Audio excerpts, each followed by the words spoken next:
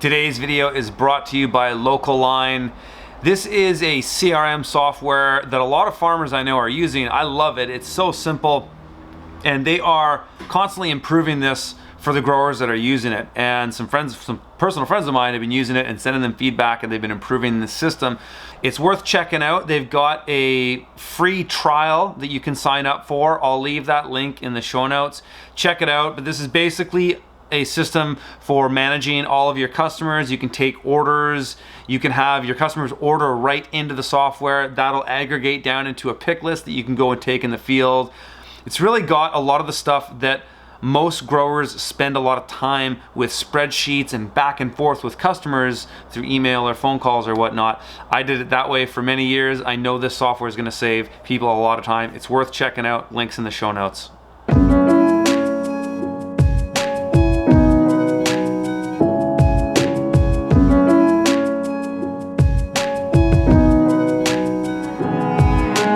Today, I want to introduce you guys to a previous student of mine who is really crushing it with scaling up a super small microgreens business. And this video is just a testament to show how simple and easy it is to bootstrap a business and scale it with microgreens. So the room we are going to be in is 240 square feet. And my guest is Mikey Regina of The Little Farm That Could. And in that 240 square feet, he's got 4 shelving units that can hold 16 flats of microgreens each. So basically with this setup, he can generate up to $1,200 in sales a week. And the really cool thing that he does that I just love is he does most of his sales by harvesting the flats live at the market. So when it comes time to pack up for market, he does 2 a week. He does the he's around Toronto. He does around the Peterborough Regional Farmers Market. I have this written down. 8 to 1, and he does the Leslieville Market, which is in the summer on Sundays, 9 to 2 p.m. But he wheels all this stuff into a trailer, and he brings the whole kit to the market where he sets up. He's dressed like a chef, and he cuts them live for samples, and he juices them right there, kind of like live living wheatgrass shots right there at the market. Super cool setup, really lean and basic, but you know, he's probably got easily less than $1,000 of infrastructure here, and the return on investment there is in a week. Basically, these crops that you're looking at, that you're gonna see here, you know, pea shoots, sunflower shoots, some broccoli, stuff like that. All this stuff can be an 8-day growing cycle. So investing $1,000 in infrastructure is gonna pay off in a week of sales if you can sell it all. And of course, that takes a little bit of time to get customers and all that. But Mike is doing it, and he's crushing it. So let's go and check out his setup. This video, by the way, was filmed way back in April. It's kind of been in the can for me for a while,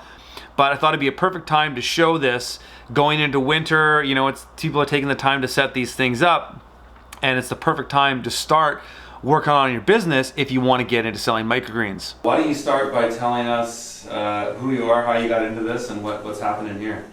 Okay, so my name is Mike Regina, and I started farming, growing microgreens, and a little bit of outdoor cultivation as well. I started in a backyard here in Toronto on Hallam Street. After watching some of your videos on YouTube and reading your book, I wanted to make a difference and an impact for the better, helping out with the environment, and that was the cause as to why I got started with small-scale farming.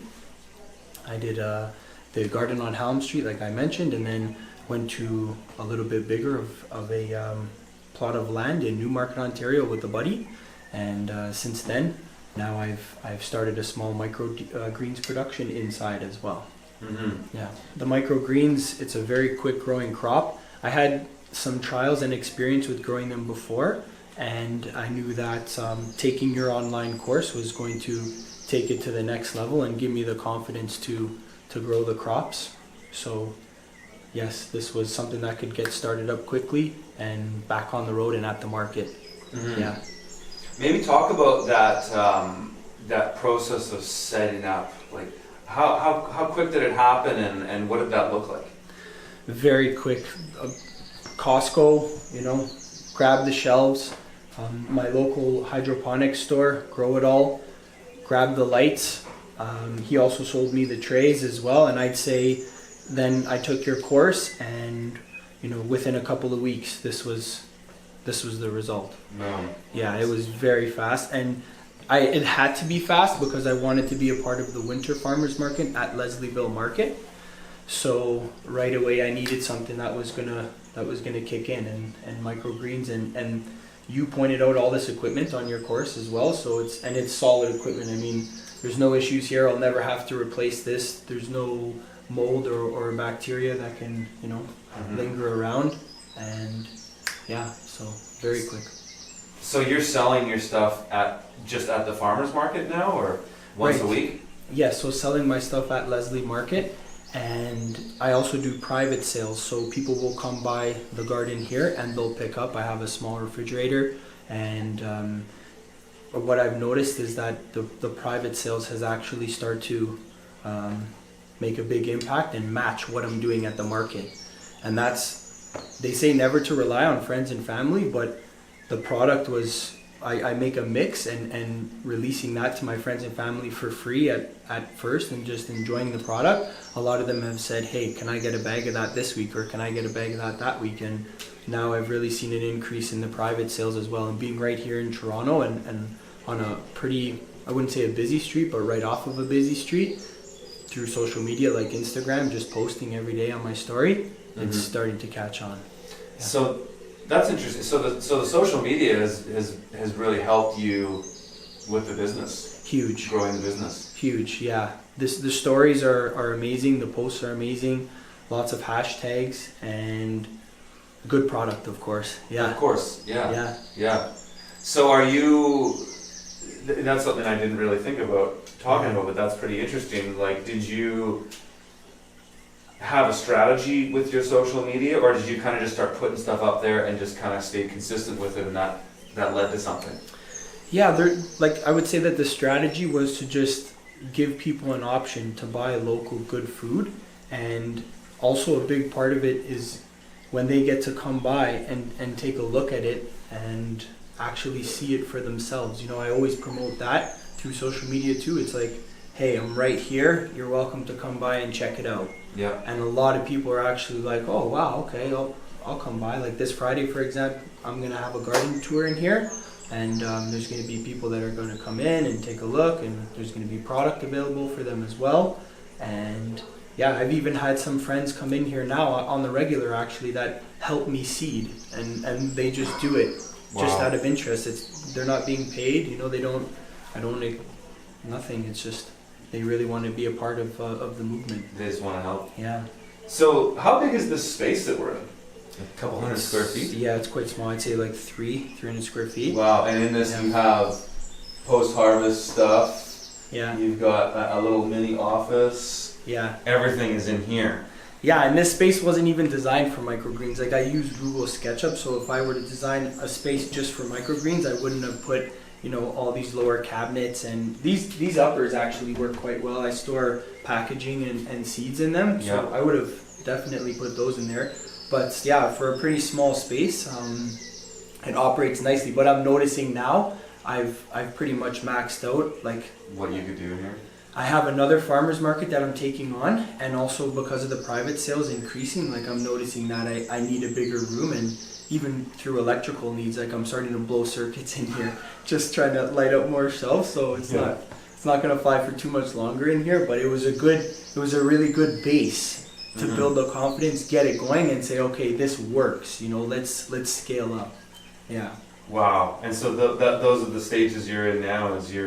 So is this kind of like what you're producing weekly right now? Is this sort of an average amount of flats? We've got how many do you in a week? 64. Here? Okay. I'll clear out 6. So 2 weeks ago was the first time I cleared out 64 trays just with private sales in 1 week.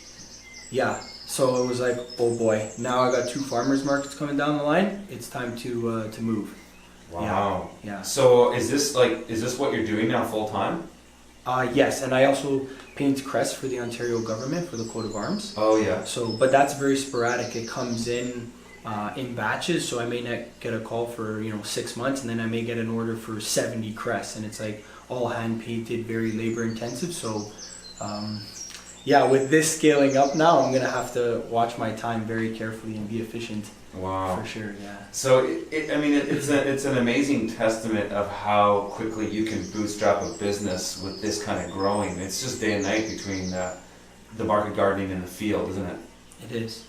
It is very much so. I mean, and I mentioned this before. I have a plot of land now that's ready to rock, and I'm actually just putting the brakes on that and saying, okay, well, let me focus my attention on what's actually generating revenue right now.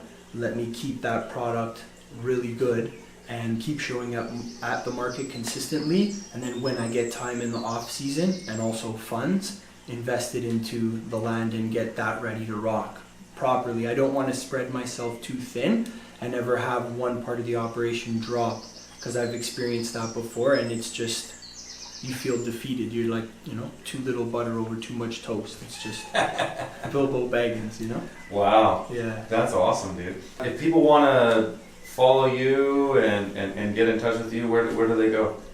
At Little Farm That Could on Instagram, and Leslieville Market if you're here in Toronto watching this, for sure.